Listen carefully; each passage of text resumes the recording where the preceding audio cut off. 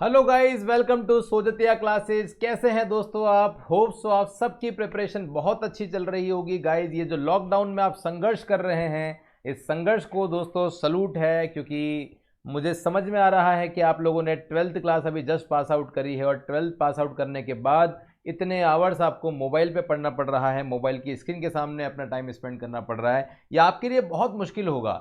लेकिन जब आप सोचेंगे ना दोस्तों कि पूरे इंडिया में या पूरे वर्ल्ड में जो लोग परेशान हो रहे हैं, उनकी परेशानी के आगे आपकी जो परेशानी है ना, वो कुछ भी नहीं है। लोग कितने ज़्यादा प्रॉब्लम्स को फेस कर रहे हैं, लोगों को खाना नहीं मिल रहा है, लोग किसी सिटी में फंसे हुए हैं, कोई साइकिल पे अपने घर निकल रहा है, कोई पैदल निकल रहा है। तो दोस्तों सिचुएशन बहुत वर्स्ट है। इसलिए आप तो सोचो कि बहुत लकी हो कि आप जहाँ भी हो, सेफ हो, अपने घर पे हो और इस तरीके से आप पढ़ रहे हो। तो इसलिए बिल्कुल भी नेगेटिव मत हो। मुझे पता है आपके लिए मुश्किल है, लेकिन इतना भी मुश्किल नहीं है ना? तो बस इसी तरीके से मोटिवेटेड रहो और अच्छे से पढ़ाई करते रहो। हम लोग भी सोचते क्लासेस के एफर्ट्स भी आप सभी के लिए पूरी तरीके से लग रहे हैं और पूरी हम लोग कोशिश कर रहे हैं कि जितनी अच्छी तरीके से हो सके उतनी अच्छी तरीके से आपको लेक्चर्स डिलीवर कर पाएँ। गाइस, जो लास्ट प्रीवियस मेरा लेक्चर था उसमें मुझे पता है कि आप लोगों को बहुत सारी प्रॉब्लम्स फेस करनी पड़ रही थी, क्योंकि लास्ट जो वीडियो था उसमें आवाज़ बहुत बार ब्रेक हो रही थी। इसलिए कुछ स्टूडेंट के मैसेज भी आए थे मेरे पास में कि सर क्या ये वीडियो फिर से री रिकॉर्ड हो सकता है क्या? तो आपने कहा और मैं मना कर दूं ये कैसे हो सकता है। तो फिर से एक बार इस वीडियो को मैं री रिकॉर्ड किया है मैंने, और फिर से एक नए अंदाज में मैं आपको ये पूरा कॉन्सेप्ट जो है वो पढ़ाने वाला हूं। तो आइए करते हैं हम लोग स्टार्ट। गाइस, प्रीवियस वीडियो में हम लोग डिस्कस कर रहे थे law of diminishing marginal utility की, और उससे पहले अगर हम लोग देखें तो इस चैप्टर में अभी तक हम लोग क्या क्या पढ़ चुके हैं। गाइस, हम लोगों ने ये चैप्टर स्टार्ट किया था ह्यूमन वांट्स से। ह्यूमन वांट्स क्या होती है? ह्यूमन वांट्स अनलिमिटेड होती है। हर पर्सन की ह्यूमन वांट्स अलग अलग होती है, हर पर्सन की वांट सेटिस्फाई करना पॉसिबल नहीं है। जो वांट्स है वो टाइम के हिसाब से या प्लेस के हिसाब से या पर्सन के अकॉर्डिंग जो है वो डिफर करती है। हर पर्सन की वांट अलग अलग होती है। अच्छा, आपको ये भी पता होना चाहिए गाइज कि नेसेसरी, कंफर्ट और लग्जरी में क्या डिफरेंस होता है। नेसेसरी का मतलब होता है जरूरी चीजें, कंफर्ट का मतलब होता है जो नेसेसरी से थोड़ा सा ऊपर है, और एक होता है लग्जरी। लग्जरी का मतलब होता है जो गुड्स बहुत महंगे हैं। इन तीनों में डिफरेंस आपको समझ में आना चाहिए। क्लियर? तो सर ये नेसेसरी का मतलब क्या होता है? गाइस, नेसेसरी का मतलब वो सारी चीजें जो जीवन जीने के लिए बहुत जरूरी है, जिनके बिना लाइफ पॉसिबल नहीं है, which are essential for living, जो लिविंग के लिए बहुत ज्यादा जरूरी होती है। जैसे सर यहाँ पे फूड आ जाता है, एडिक्वेट क्लोथिंग आ जाती है, एक स्वच्छ पानी, क्लीन वाटर आ जाता है, ओके, एजुकेशन है, रिक्रिएशन है। ये सब के सब क्या है? हमारी नेसेसरी है। लेकिन जब मैं नेसेसरी से ऊपर उठ के देखता हूं ना, तो नेसेसरी के बाद जो नंबर आता है वो कंफर्ट का आता है। सर कंफर्ट का मतलब क्या होता है? मैं कह रहा हूं कि कंफर्ट का मतलब वो गुड्स है जो हमारी वांट को सेटिस्फाई करते हैं, लेकिन वो लाइफ के लिए इतना जरूरी नहीं है। हो सकता है वो एक टेस्टी फूड हो सकता है वो कुछ ऐसे गुड्स हो जिनके बिना हमारा काम चल सकता है। देखो सिंपल सी बात है, मैं आपको बताऊं, जो पर्सन जिसके घर में पंखा भी नहीं है उसके लिए नेसेसरी क्या है? फैन। उसके लिए कंफर्ट क्या है? कूलर। और लग्जरी क्या है? एसी। बस यहीं से आप समझ जाओ। तो ब्रांडेड क्लोथ, एक अच्छा घर या टेस्टी फूड, ये सब कंफर्ट जोन में ही आते हैं। ओके। लेकिन लग्जरी क्या होता है? गाइस, लग्जरी वो गुड्स होता है जो बहुत महंगा होता है। जैसे महंगी महंगी लग्जरी मोटर कार आप ले सकते हो, महंगा फर्नीचर ले सकते हो, ये सब हो गया। ओके।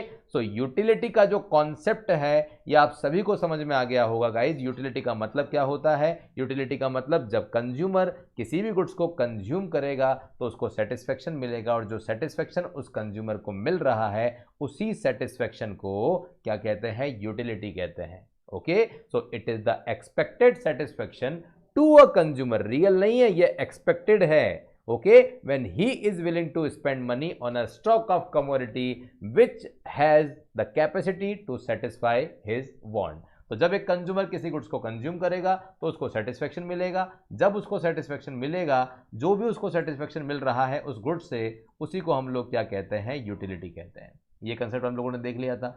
अब यूटिलिटी में हम लोगों ने देखा था कि यूटिलिटी की दो अप्रोच होती है। वो भी हमने देखी थी। कौन कौन सी होती है? कार्डिनल होती है, ऑर्डिनल होती है।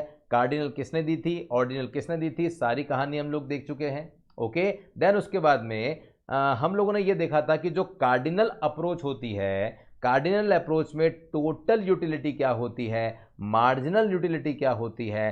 Total utility and marginal utility, कुल उपयोगिता, सीमांत उपयोगिता, ये थियोरी किसने दी है? This theory which is formulated bye Alfred Marshall, जो कि एक ब्रिटिश इकोनॉमिस्ट थे।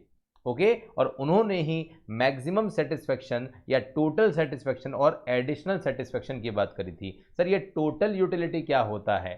याद करो, मार्शल ने कहा था utility is a measurable concept. Okay, so total utility का मतलब क्या होता है? Sum of utility derived from different units of a commodity consume by a consumer. मतलब जब एक कंज्यूमर किसी गुड्स को कंज्यूम करेगा तो एक गुड्स की जितनी भी यूनिट्स है उन सारी यूनिट को कंज्यूम करने के बाद जो उसको सेटिस्फैक्शन मिलने वाला है, that is called total utility. Formula क्या होता है? समेशन mu से हम लोग ये निकाल सकते हैं, मतलब mu1 plus mu2 plus mun तक अगर आप करोगे तो आंसर आ जाएगा।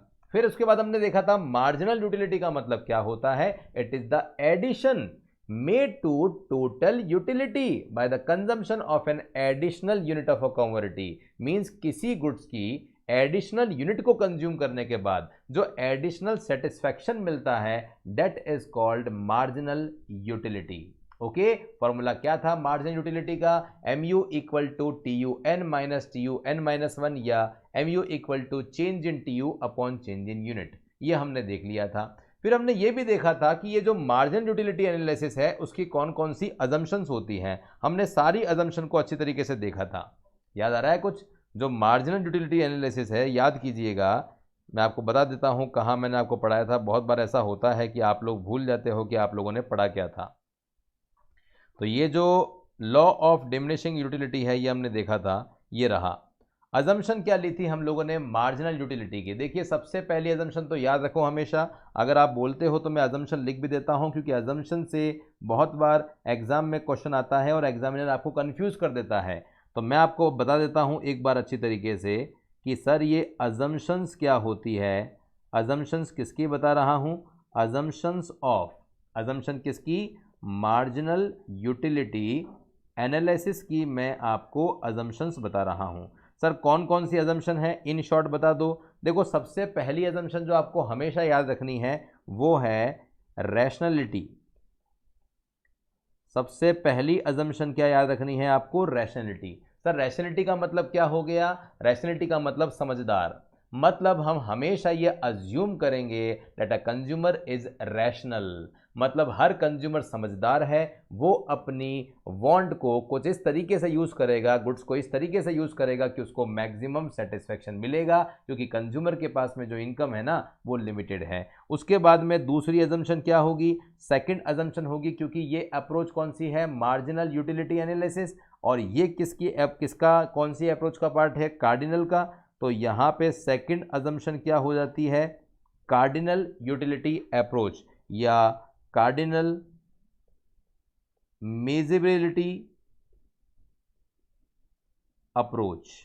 ठीक है, अप्रोच कौन सी है? Cardinal measurability of utility. ये भी आपको ध्यान रखना है। फिर एक बात मैंने आपको और बताई थी, और वो क्या थी? मार्शल से जब पूछा था कि बताओ मनी की वैल्यू चेंज होगी या नहीं होगी, तो मार्शल ने कहा था नहीं, marginal utility of money remain constant, remains constant. Money की जो यूटिलिटी है ना वो हमेशा क्या रहेगी? कांस्टेंट रहेगी। ये भी एक पॉइंट है। और एक लास्ट पॉइंट और ध्यान रखो, और वो है hypothesis of independent utility.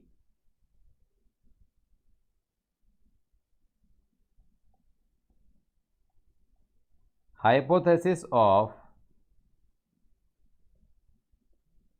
Independent utility.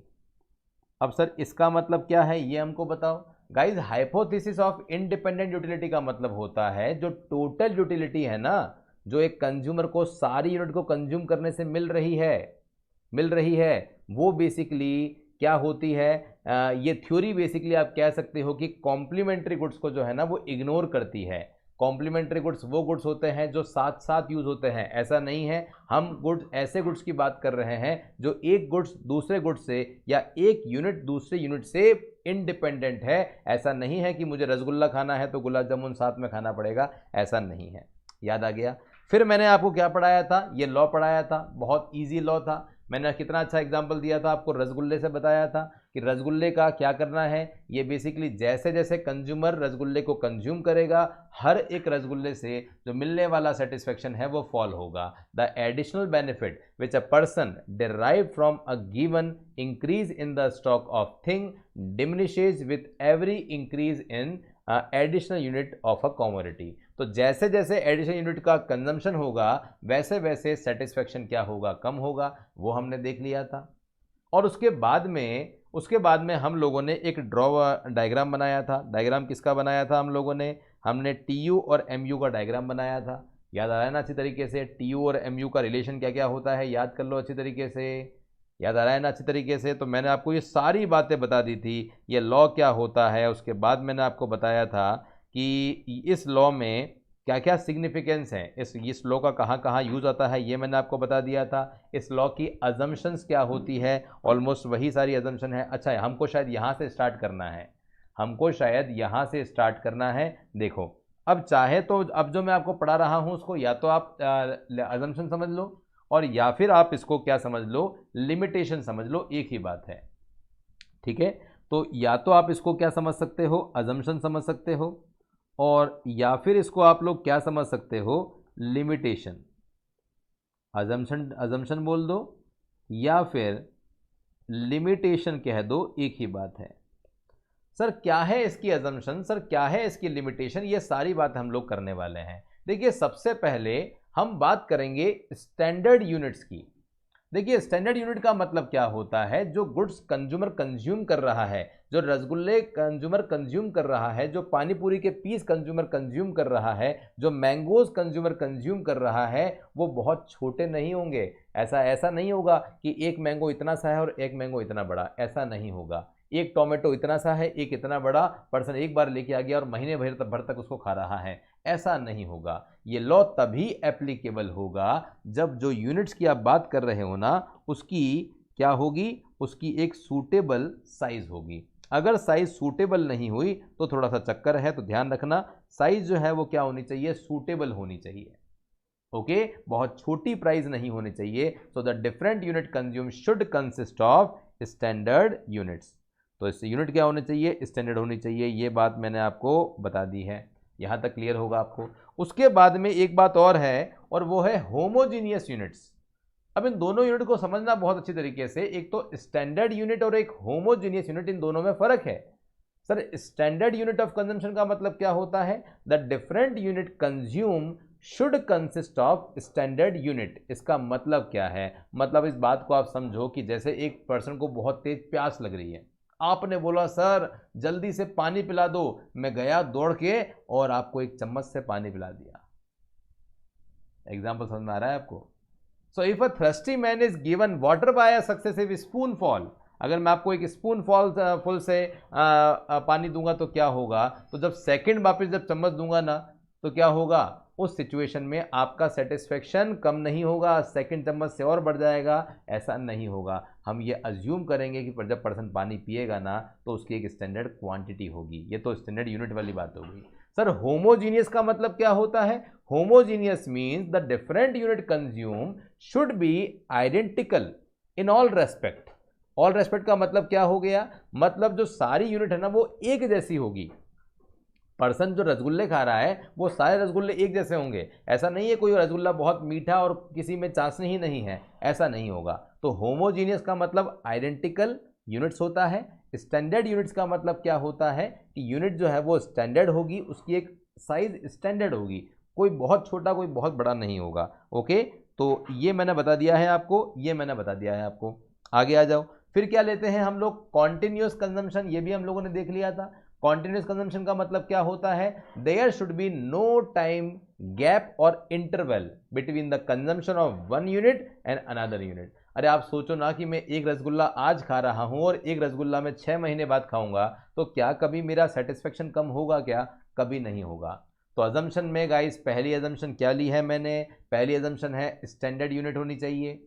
उसके बाद में क्या होना चाहिए, उसके बाद में देखो फर्स्ट क्या है, स्टैंडर्ड यूनिट्स होनी चाहिए, सेकंड होमोजीनियस होनी चाहिए, थर्ड कॉन्टिन्यूस कंजम्पशन होना चाहिए।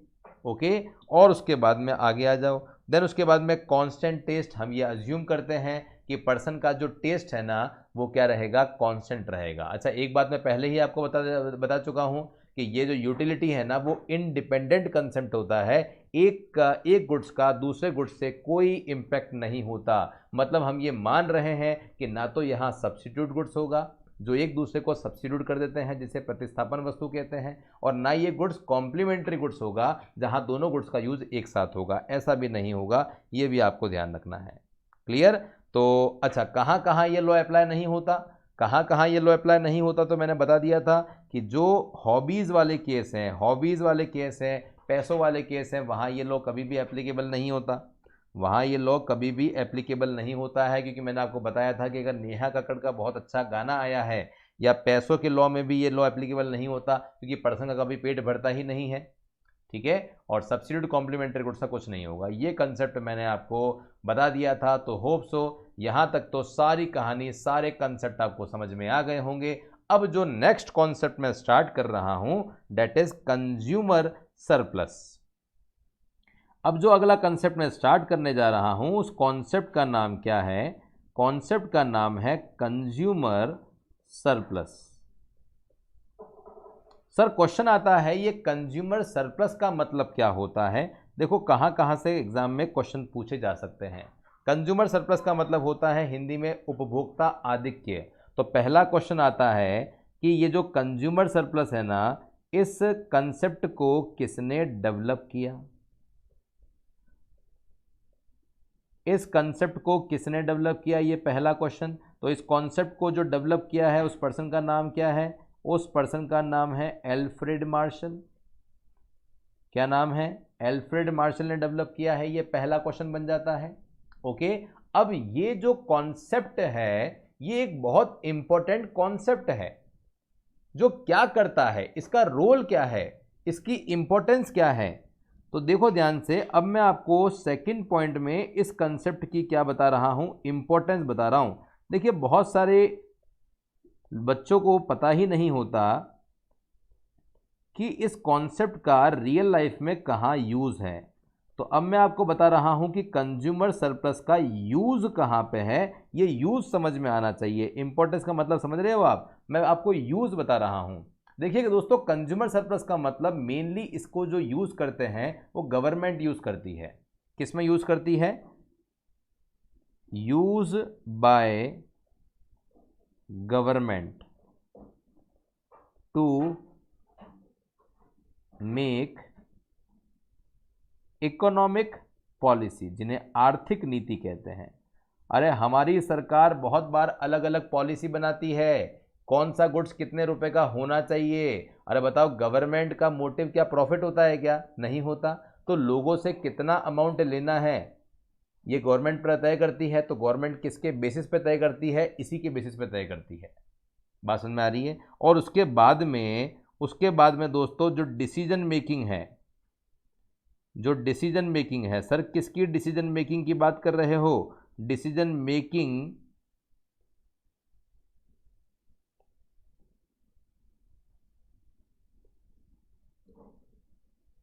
Making by monopolist. मोनोपोलिस्ट का मतलब होता है एकाधिकार।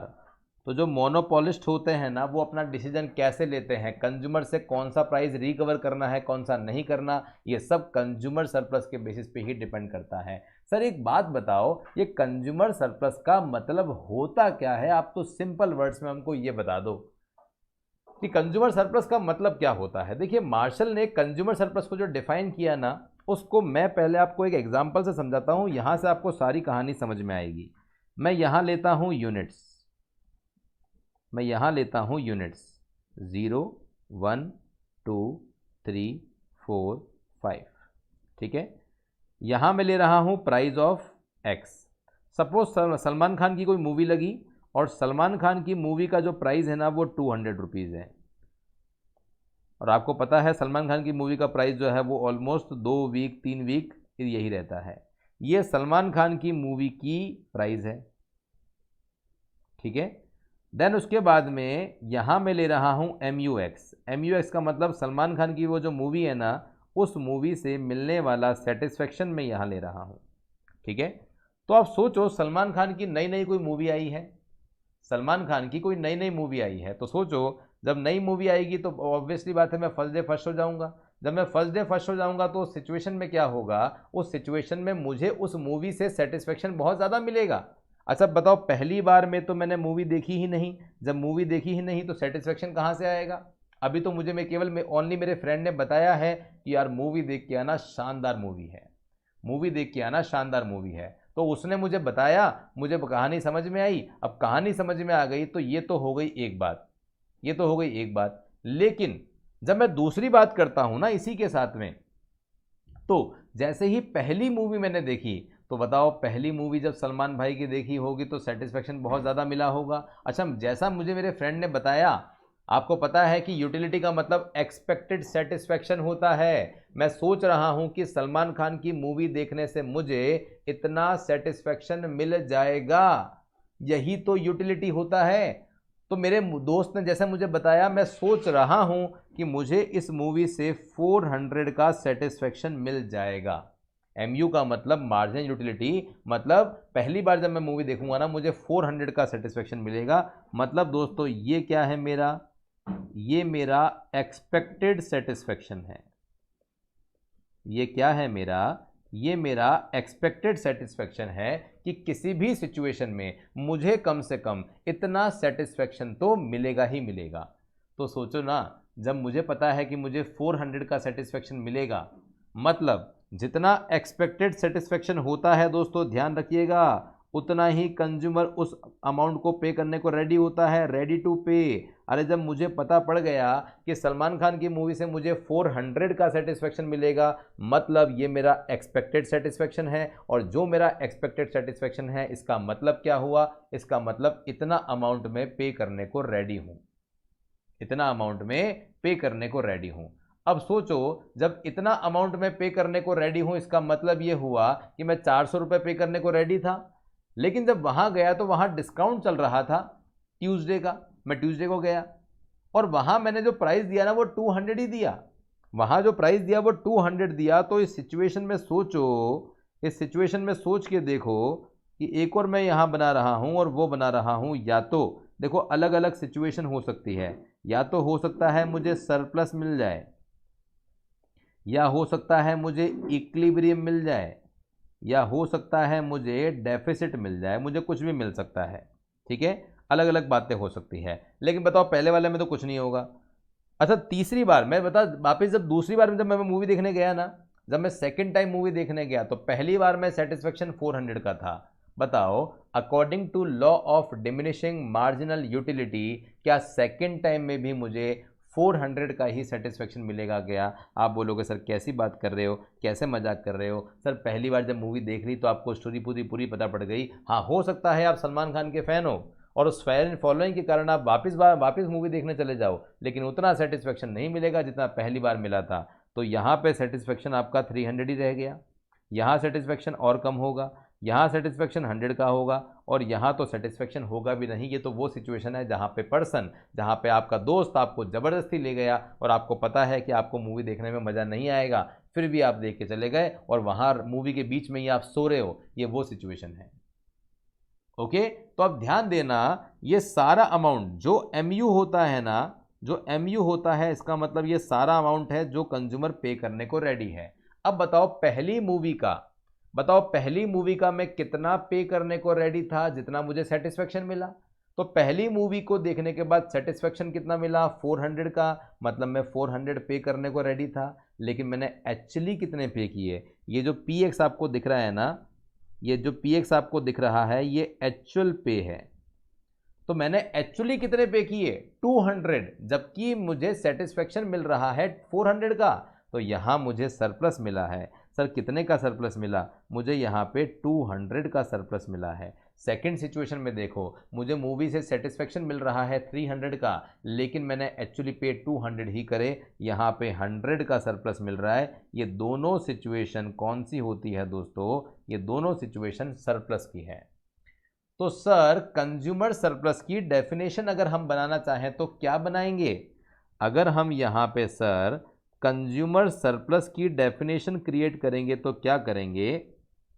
बहुत इजी डेफिनेशन है। व्हाट कंज्यूमर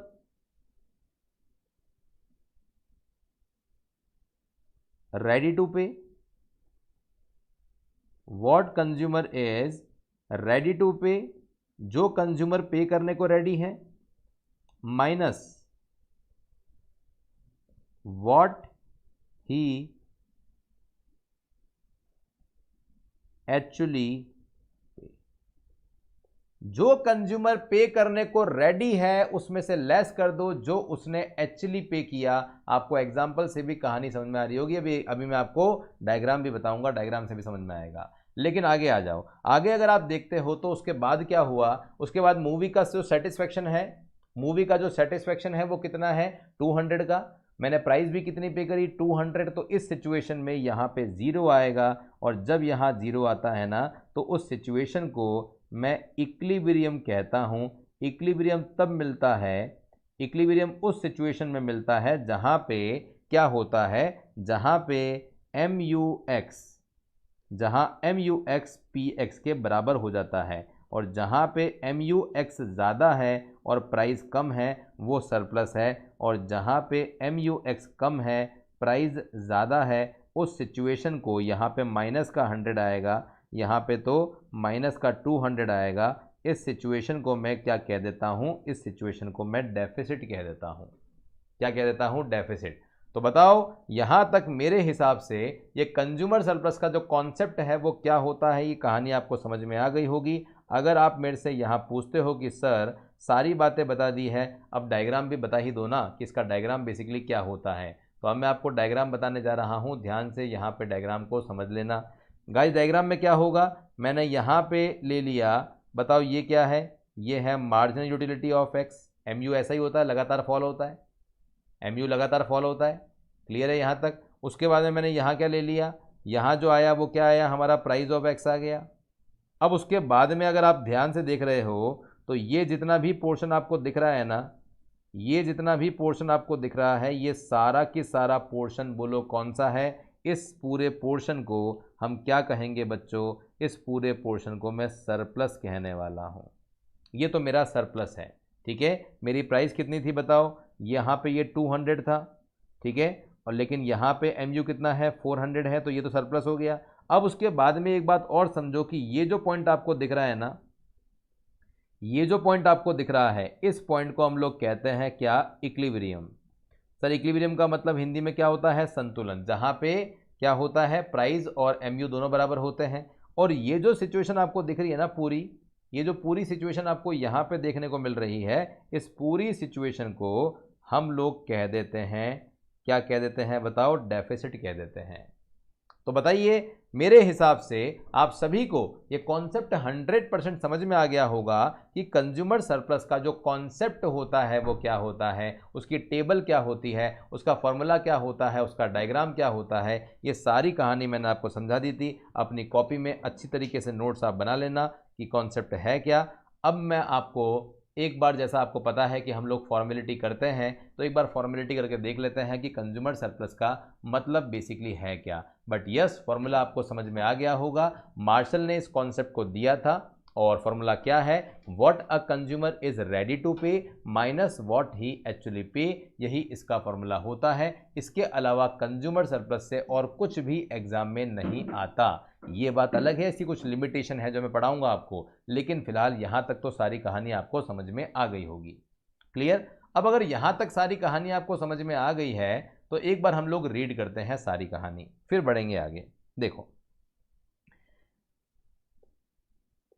देखिए हम लोग पढ़ रहे हैं concept of consumer equilibrium. Consumer equilibrium का जो कंसेप्ट है हम लोग वो कंसेप्ट पढ़ रहे हैं।